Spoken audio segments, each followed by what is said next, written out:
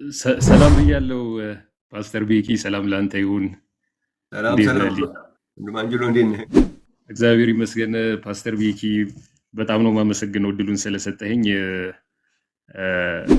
መጽሐፍ ቅዱሳችን ላይ ሁሉ የሚለው ቃል እና ብቻ የሚሉት ቃላቶች በትኩረት ነው የምመለከታቸው። ሁሉ የሚለውን በቃልም ወይም በስራ የምታደርጉትን ሁሉ የሚለው ቃል አንድ ነገር እንኳን ኢየሱስ ከሚለው ስም ውጪ የማናደርግ ከሆነ ሁሉ የሚለውን ቃል ሊባል እንደማይችል በተደጋጋሚ ስታነሳ የነበረው ነገር ነውና ከዚህ ጋር የተያያዘ አንድ ጥያቄ አለ። የኔ ጥያቄ ብቻ አይደለም፣ ከኔ ጋር ልጆች አሉ እየሰሙ ያሉት። ምንድነው በአንደኛ ዮሐንስ ላይ ከሁሉ ጋር የተያያዘ ነው። አንደኛ ዮሐንስ ምዕራፍ 1 ቁጥር 7 ነገር ግን እርሱ በብርሃን እንዳለ በብርሃን ብንመላለስ ለእያንዳንዳችን ህብረት አለን፣ የልጁ የኢየሱስ ክርስቶስ ደም ከኃጢአት ሁሉ ያነጻልና ይላል። የልጁ የጌታ የኢየሱስ ክርስቶስ ደም ከኃጢአት ሁሉ ያነጻል። አሁን በዚህ ክፍል መሰረት የልጁ ደም ላያነጻው የሚችል ኃጢአት የለም ማለት ነው። ያው ሁሉ ስለሚል ማለት ነው። በተያያዘ ምንድነው ጥያቄው ፓስተር ቤኪ? ሉቃስ 12 ላይ ወንጌል ምዕራፍ 12 ቁጥር 10 ላይ ደግሞ እንደዚህ ይላል፣ በሰው ልጅም ላይ ቃል የሚናገር ሁሉ ይሰረይለታል፣ መንፈስ ቅዱስን የሚሰድብ ግን አይሰረይለትም ይላል። እና ነው ጥያቄው፣ ደሙ ላያነጻው የሚችል ምንም ኃጢአት ከሌለ ደሙ ላያነጻ የሚችለው ምንም ኃጢአት ከሌለ ሁሉን ኃጢአት ማንጻት ከቻለ ደሙ ለምንድን ነው በሉቃስ ወንጌል 12 ቁጥር 10 ላይ መንፈስ ቅዱስን የሚሰድብ ግን አይሰረይለትም ተብሎ እንዴት ሊጻፍ ቻለ? ምናልባት ግልጽ ከሆነ ፓስተር ቤኪ። ወንጌል ያሸንፋል፣ ኢየሱስ ድል ያደርጋል፣ በእርሱ ሁሉ ይሆናል፣ ለዓለም ብርሃን ይበራል።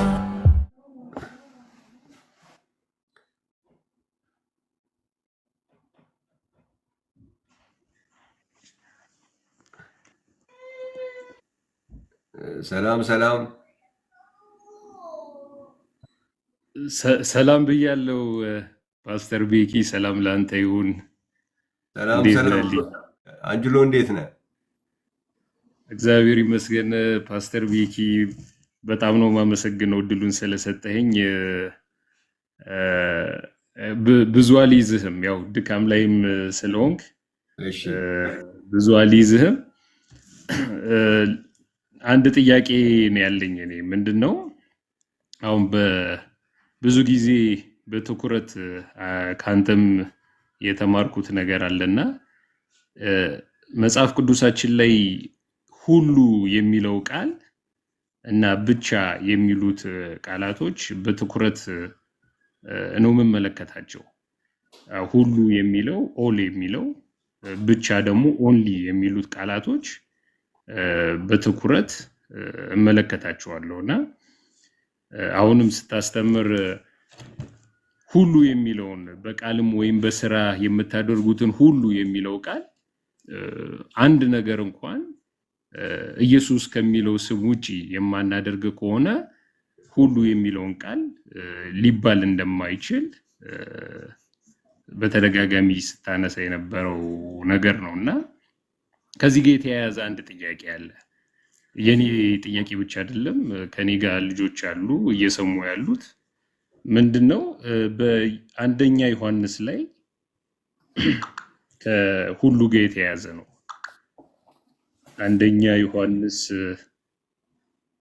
ምዕራፍ 1 ቁጥር 7 ላይ አንደኛ ዮሐንስ መልእክት ምዕራፍ 1 ቁጥር 7 ላይ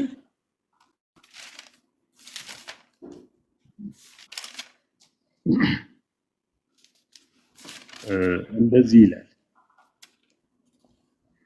አንደኛ ዮሐንስ ምዕራፍ 1 ቁጥር 7 ነገር ግን እርሱ በብርሃን እንዳለ በብርሃን ብንመላለስ ለእያንዳንዳችን ህብረት አለን፣ የልጁ የኢየሱስ ክርስቶስ ደም ከኃጢአት ሁሉ ያነጻልና ይላል። የልጁ የጌታ የኢየሱስ ክርስቶስ ደም ከኃጢአት ሁሉ ያነጻል። አሁን በዚህ ክፍል መሰረት የልጁ ደም ላያነጻው የሚችል ኃጢአት የለም ማለት ነው። ያው ሁሉ ስለሚል ማለት ነው። ሁሉ ስለሚል እና ከዚህ ጋር በተያያዘ ምንድነው ጥያቄው ፓስተር ቤኪ? ሉቃስ 12 ላይ በአንደኛ ዮሐንስ 1:17 ላይ የልጁ ደም ኃጢአቱን ሁሉ ማንጻት እንደሚችል ተጽፏል። በሉቃስ ወንጌል ምዕራፍ 12 ቁጥር 10 ላይ ደግሞ እንደዚህ ይላል፣ በሰው ልጅም ላይ ቃል የሚናገር ሁሉ ይሰረይለታል፣ መንፈስ ቅዱስን የሚሰድብ ግን አይሰረይለትም ይላል። እና ምንድነው ጥያቄው? ደሙ ላያነጻው የሚችል ምንም ኃጢአት ከሌለ ደሙ ላያነጻ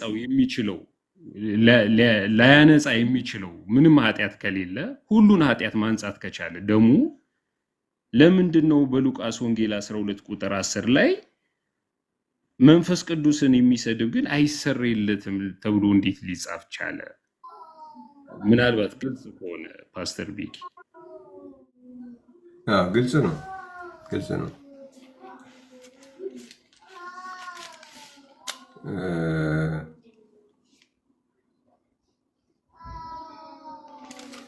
ምንድነው እንግዲህ በሁለት ነገሮች እንትን ላድርገው አጠራርጌ። አንደኛ ስድብ ማለት ምንድነው የሚለውን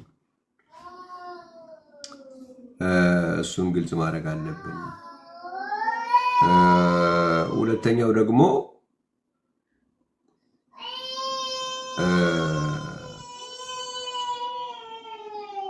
የጌታ ኢየሱስ ክርስቶስ ደም ከኃጢአት ሁሉ ያነጻናል ብሎ ሲልና እዛ መንፈስ ቅዱስን የሰደበ ሲል ምን ማለት ነው? መስደብ የሚባለው ነገር ሁለቱ ነገሮች እንትን ማድረግ አለባቸው። ለምሳሌ አሁን ስድብ ሲባል ብዙ ሰው የሚያስበው አሁን አላለም። አሁን እኛ የለመድነው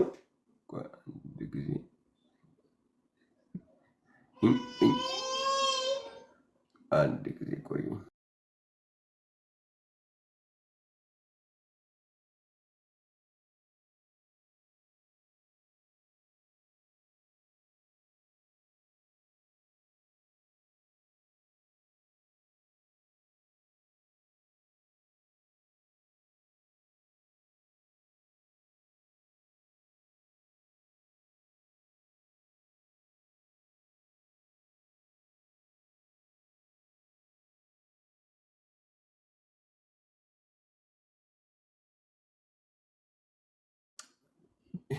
ይቅርታ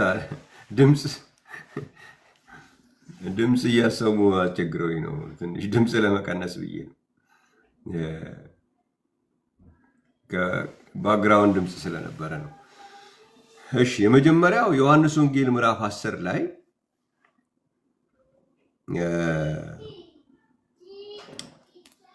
ቁጥር 31 ሚላል አይሁድ ሊወግሩት ደግሞ ድንጋይ አነሱ። ኢየሱስ ከአባቴ ብዙ መልካም ስራ አሳየኋችሁ፣ ከእነርሱ ስለማናቸው ስራ ትወግሩኛላችሁ አላቸው። እነርሱም ስለ መልካም ስራ አንወግርህም፣ ስለ ስድብ አንተ ሰው ስትሆን ራስን አምላክ ስለማድረግ ነው እንጂ አሉት። አሁን ይሄ ስድብ ነው። እንግዲህ ስድብ ሲባል መጽሐፍ ቅዱስ ሲያወራ ይሄ እኛ የለመድነው አይደለም። በየሰፈሩ አንተ እንደዚህ የሚባለው አይነት ማለት አይደለም። ይህም ስድብ ነው። እንዴት አንተ ምክንያቱም ኢየሱስን ሰው ብቻ ብለው ስላሰቡ እንዴት ሰው ስትሆን ራስን አምላክ ታደርጋለህ ብለው ምን አልከን ወይ የተባለው ስድብ ነው የተባለው። ስለዚህ ስድብ የሚባለው ቀጥታ ያልሆነውን ሆንክ ማለትንም ስድብ እንደ ስድብ ነው የሚታየው ማለት ነው እንጂ የሆነኛ የስድብ ቃል የምንላቸውን እነዛን ቃላቶች መጠቀም ማለት ብቻ አይደለም። ስድብ የሚባለውን ኮንሰፕት ስታጠና ማለት ነው። አንደኛ ዮሐንስ ላይ የተባለው የጌታ ኢየሱስ ክርስቶስ ደም ከኃጢአት ሁሉ ያነጻል የሚለው ምንም ጥያቄ የለውም። ከኃጢአት ሁሉ ያነጻል። መንፈስ ቅዱስን የሰደበ የሚለው ነገር ምን ጋር አሁን ኃጢአት የሰራ ሁሉ ይነጻል አይደለም። አንደኛ ዮሐንስ የሚለው ኃጢአት የሰራ ይነጻል አይደለም። ኃጢአት የሰራ ይነጻል አይደለም። ከሰሪው ጋር የተያያዘ አይደለም። የኢየሱስ ክርስቶስ ደም ከኃጢአት ሁሉ ያነጻል ነው የሚለው። ምን ማለቴ ነው? የኢየሱስ ክርስቶስ ደም ከኃጢአት ሁሉ ያነጻል ብሎ የኢየሱስ ክርስቶስን ደም አፕላይ ግን ካላደረገ አንድ ሰው ኃጢአቱ አይነጻም ማለት ነው። የኢየሱስ ክርስቶስ ደም ከኃጢአት ሁሉ ያነጻል ማለት የኢየሱስ ክርስቶስን ደም አፕላይ አድርገህ የማይነጻ ኃጢአት የለም ማለት ነው እንጂ ዝም ብሎ አንድ ሰው ከኃጢአት ሁሉ የማይነጻ ሰው የለም አይደለም። እንደሱ አይደለም። የኢየሱስ ክርስቶስ ደም የማያነጻው ኃጢአት የለም። ስለዚህ የኢየሱስ ክርስቶስን ደም ምን ያደረገ ሰው መሆን አለበት? አፕላይ ያደረገ ሰው መሆን አለበት። አንድ ኦኬ። እንግዲህ ሶስት ነገሮች አየን ልናይ ነው ማለት ነው። አንደኛው ስድብ የሚባለው አተረጓጎም ይሄ ኖርማል ዝም ብሎ ከሌ የሚባለውን ብቻ አይደለም መጽሐፍ ቅዱስ ስድብ የሚለው። አንተ ሰው ስትሆን ራስህ አምላክ ማድረግ፣ ይህን ቤተ መቅደስ አፍርሶ በ3 ቀን አነሳዋለሁ፣ ይህን ቤተ መቅደስ 10 ሺህ ራሴ ያስነሳዋለሁ ብሎ ተሳድቧል። እንደዚህ አይነት አባባሎች ራሱ ልክ ያልሆነን ነገር ሆነ ከተባለም እንደ ስድብ ነው የሚቆጠረው ማለት ነው። ከሆነ ተብሎ ከታሰበ እንደ ስድብ ይቆጠራል። እሱ አንደኛው የምትይዘው ነገር ነው። ሁለተኛው የሰው ኃጢአት ሁሉ ይነጻል ሳይሆን የኢየሱስ ክርስቶስ ደም ከኃጢአት ሁሉ ያነጻል ነው። ሰው ሁሉ የሚሰራው ኃጢአት ይነጻል ማለት አይደለም። ምን ካደረገ ነው የሚነጻው? የኢየሱስን ደም አፕላይ ካደረገ ነው የሚነጻው እንጂ የማይነጻ ኃጢአት የለም ማለት አይደለም። አለ። ግን ምን አይነት ኃጢአት ነው የማይነጻው? የኢየሱስን ደም አፕላይ ያላደረገ ኃጢአት። ሶስተኛው እዚህ ላይ ማየት የሚቻለው ይሄ የኢየሱስ ክርስቶስ ደም ከኃጢአት ሁሉ ያነጻል የሚለው ራሱ ሌላ ቦታ ላይ ሆኖ የፈለገበት ቦታ ላይ ሆኖ አይደለም የኢየሱስ ክርስቶስ ደም ከኃጢአት ሁሉ ያነጻል ተብሎ የተጻፈው። እስኪ እናንብበው እንደገና። አንደኛ ዮሐንስ ምዕራፍ 1 ስናነብ ይላል። ብዙ ጊዜ ያው እኛ ስናነበው የኢየሱስ ክርስቶስ ደም ከኃጢአት ሁሉ ያነጻል ከሚለው ፓርት ጀምረን ስለሆነ የምናነበው ከዛ በፊት ያለውን ጉዳይ ይላል። ነገር ግን እርሱ በብርሃን እንዳለ በብርሃን ብንመላለስ ለእያንዳንዳችን ህብረት አለ። የልጁም የኢየሱስ ክርስቶስ ደም ከኃጢአት ሁሉ ያነጻል። የልጁ የኢየሱስ ክርስቶስ ደም ከኃጢአት ሁሉ የሚያነጻቸው እነማንን ነው? እርሱ በብርሃን እንዳለ በብርሃን የሚመላለሱ፣ በዚህም ምክንያት ደግሞ በህብረት ያሉ ናቸው። ህብረት አያስፈልገኝም ብሎ በብርሃን መመላለስ አያስፈልገኝም ብሎ ያለ ሰው ምንድን ነው እዚህ ጋር ሚስ የሚያደርገው? የኢየሱስ ክርስቶስን ደም ሚስ ያደርጋል።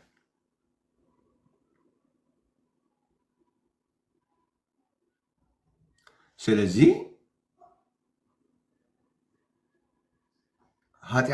ከኃጢአት ከሚያነጻው ነገር ከራቀ በኋላ ደግሞ ከኃጢአት ሁሉ መንጻት እችላለሁ ማለት አይችልም ማለት ነው። ስለዚህ በብርሃን ለመመላለስ ፈቃደኛ መሆን አለብን። በህብረት ለመሆን ፈቃደኛ መሆን አለብን። ያኔ እዚህ ለሁለት ነገሮች ፈቃደኛ ከሆንን የልጁ የኢየሱስ ክርስቶስ ደም ከኃጢአት ሁሉ ያነጻናል የተባለው በዚህ መልክ ነው።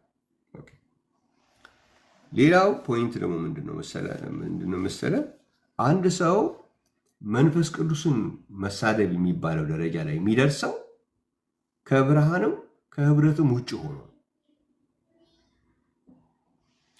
ምን ማለት ነው? ደሙንም ጭምር ነው ሪጀክት የሚያደርገው። ዕብራውያን መጽሐፍ ላይ ምዕራፍ 10 ላይ ስታነብ ደሙን ሪጀክት ካደረገ በኋላ ደግሞ የሚያነጻው ስለሌለ ነው ያ መንፈስ ቅዱስን የተሳደሰ ሰው የማይነጻው ደሙንም ጭምር ነው ሪጀክት የሚያደርገው። ስለዚህ የሚያነጻው ነገር የማይኖረው ይሆናል ማለት ነው እንጂ የመንፈስ ቅዱስን መሳደብ የሚባለው ነገር ደሙንም ይዞ በደሙም እያመነ በብርሃንም ሆኖ በህብረትም ሆኖ አይደለም መንፈስ ቅዱስን የሚሳደበው። በህብረት ሆኖ በብርሃን እየተመላለሰ መንፈስ ቅዱስን መሳደብ የሚባል ቦታ ላይ ሊኖር አይችልም። በብርሃን ላይ የሚመላለስ ሰው መንፈስ ቅዱስን ተሳዳቢ ሊሆን አይችልም። ህብረት ውስጥ ያለ ሰው መንፈስ ቅዱስን ተሳዳቢ ሊሆን አይችልም። ስለዚህ እርሱ በብርሃን እንዳለ በብርሃን ብንመላለስ ህብረት አለን። የኢየሱስ ክርስቶስ ደም ከኃጢአት ሁሉ ያነጻናል ነው። ምን ይላል አሁን እዚህ ዕብራውያን መጽሐፍ ምዕራፍ 10 ላይ ስናነብ ምን ይላል? ቁጥር 28 ጀምሮ የሙሴን ሕግ የናቀ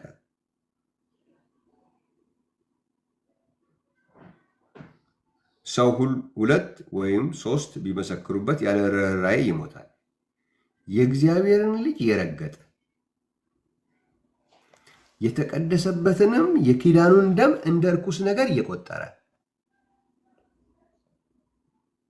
አሁን ምንድን ነው የኪዳኑን ደም እንደ ርኩስ ነገር ከመቁጠሩ በፊት ምን አድርጓል ማለት ነው? የእግዚአብሔርን ልጅ ረግጧል። የእግዚአብሔርን ልጅ የረገጠ ምንድን ነው የሆነው? የኪዳኑን ደም እንደ ርኩስ ነገር ቆጠረ። የኪዳኑን ደም እንደ ርኩስ ነገር የቆጠረ ደግሞ ወዴት ይመጣል? የጸጋውን መንፈስ ያክፋፋል። እንዴት ይልቅ የሚብስ ቅጣት የሚገባው ይመስላችኋል አለ። ስለዚህ አንድ ሰው መንፈስ ቅዱስን ማክፋፋት ደረጃ ከመድረሱ በፊት የኪዳኑን ደም እንደ ርኩስ ነገር ቆጥሯል። የእግዚአብሔር ልጅ ምን አድርጓል? ረግጧል። ስለዚህ የሚያነጻው ነገር የለውም ማለት ነው። የሚያነጻው ደሙ ነው። ደሙን እንደ ርኩስ ነገር ከቆጠረ የእግዚአብሔር ልጅ ከረገጠ ከዛ የጸጋውን መንፈስ አክፋፋ የሚለው ሌብል ላይ ኦልሬዲ ምንም ነገር የለውም ማለት ነው። ስለዚህ እነዚህን ሶስት ነገሮች አንድ ላይ ካያቸው አንደኛ ስድብ ሲባል ዝም ብሎ መንፈስ ቅዱስ እንትን ነው ምናምን እንትን ነው የሚለውን አይነት ብቻ አይደለም ማሰብ ያለብን። መካድ፣ በዛ አጌነስት መሆን፣ መንፈስ ቅዱስ በመንፈስ ቅዱስ አሰራር ላይ በመንፈስ ቅዱስ ነገር ላይ አጌነስት መሆን፣ እነዚህ ነገሮች በሙሉ የሚያጠቃልል ነው እንጂ ስድብ ሲባል መጽሐፍ ቅዱስ የሚያውቀው የሆነ አንድ ቃላቶች ጥሩ ያልሆኑ ቃላቶች ብቻ መጠቀም ማለት እንዳልሆነ እሱን መታሰብ አለበት። ሁለት ደሙ ከኃጢአት ሁሉ የሚያነጻው እነማንን ነው? በአንደኛ ዮሐንስ መሰረት ያነበብነው ላይ በብርሃን የሚመላለሱትንና በህብረት ያሉትን። ስለዚህ ወደ ብርሃን መምጣት ያስፈልጋል ማለት ነው። ስለዚህ በብርሃን ላይ የተመላለሱ ደግሞ መንፈስ ቅዱስ የሚሳደቡ ሊኖሩ አይችሉም።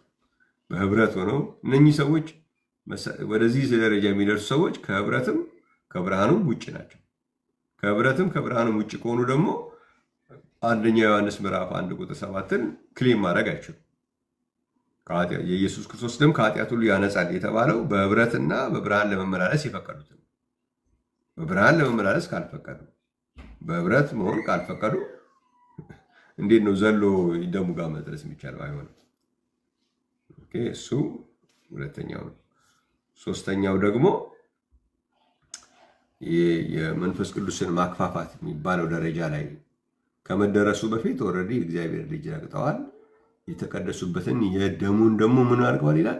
እንደ እርኩስ ነገር ቆጥረዋል። እዛ ከደረስክ በኋላ ነው መንፈስ ቅዱስ ላይ አጌነስት መሆን መስል የጸጋውን መንፈስ ማክፋፋት የሚባለው ሌብል ላይ የሚመጡት እነዛ ሁለቱ ኦልሬዲ መርገጥ የሚባለውና የተቀደሱበትን የኪዳኑን ደም እንደ ርኩስ ነገር መቁጠር የሚባለው። ደሙን እንደ ርኩስ ነገር ከቆጠርክ ታዲያ በምንድን ነው የምትነጻው? መንሻውን ላይ ችግር ፈጠሩ ማለት ነው። እዛ ጋር ያን ፈጥረው ነው የጸጋውን መንፈስ ማክፋፋት የሚባለው ነገር የሚመጣው። በዚህ ምክንያት ነው እነኛ መንፈስ ቅዱስን የሰደቡ ኃጢአት መሰሪያ ዕድል አያገኙም። ምክንያቱም እነኚህ ሰዎች እዚህ ጋር የሚደርሱት ኦልሬዲ ከኃጢአት የሚያነጻቸውን ነገር እንደምን ቆጥረዋል? እንደ ርኩስ ነገር ቆጥረዋል ማለት ነው እንጂ ደሙ እያለ ከኃጢአት የማያነጻ ደሙም የማያነጻው ነገር ተገኝቶ ሊሆን አይችልም ማለት ነው። ደሙን አፕላይ የማድረግ ዕድል ባለ ጊዜ ሁሉ ለደሙ ክብር እስካለ ድረስ በሙሉ ማንኛውም ኃጢአት የልጁ የኢየሱስ ክርስቶስ ደም ከኃጢአት ሁሉ ያነጻል። ግን ያንን ደም እንደ ርኩስ ነገር ከቆጠርክ በኋላ ግን ያለው ሌብል ነው መንፈስ ቅዱስን መሳደብ የሚባለው ሌብል። የእግዚአብሔር ልጅ ረግጠ የተቀደስክበትን የኪዳኑን ደም እንደ ርኩስ ነገር ከቆጠረ በኋላ ያለው ሌብል ያ የጸጋው መንፈስ ማክፋፋት ይባላል። መንፈስ ቅዱስን መስደብ ይባላል። ስለዚህ እዚህ ላይ ሲደርስ ኦልሬዲ ከደሙ ጋር ያለውን ነገር ዲታችድ ስለሆነ ነው የሚያነጻው ነገር ማይኖረው። ስለዚህ መንፈስ ቅዱስን የሰደበ ኃጢአቱ አይሰረይም እንላለን። ለምን?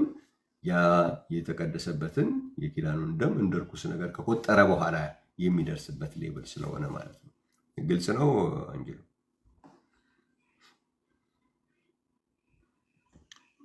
በጣም ግልጽ ነው ፓስተር ቤኪ፣ በጣም ነው የማመሰግነው። ግልጽ ሆኖልኛል። ስለዚህ በተለይ እቺ መጨረሻ ላይ የሰጠኝ ጥቅስ ዕብራውያን 10 ላይ ማጠቃለያ መሆን ይችላል። ሁለቱንም አስቀምጧል እና መንፈሱንም ደሙንም ስላስቀመጠ የእግዚአብሔር ልጅ የረገጠ ያንንም የተቀደሰበትን የኪዳኑን ደም እንደ ርኩስ ነገር የቆጠረ የጸጋውንም መንፈስ ያክፋፋ ይላል። እንዴት ይልቅ የሚብስ ቅጣት የሚገባው ይመስላችኋል ይላል። ስለዚህ ደሙንና መንፈሱን ማክፋፋትና መናቅ ቅጣት እንዳለው ክፍሉ ላይ ይናገራል። ስለዚህ መንፈሱና ደግሞ ቀጥታ ግንኙነት እንዳለው ነው የተረዳሁት። ቤኪ በጣም ነው የማመሰግነው። ቤኪ ግልጽ ነው።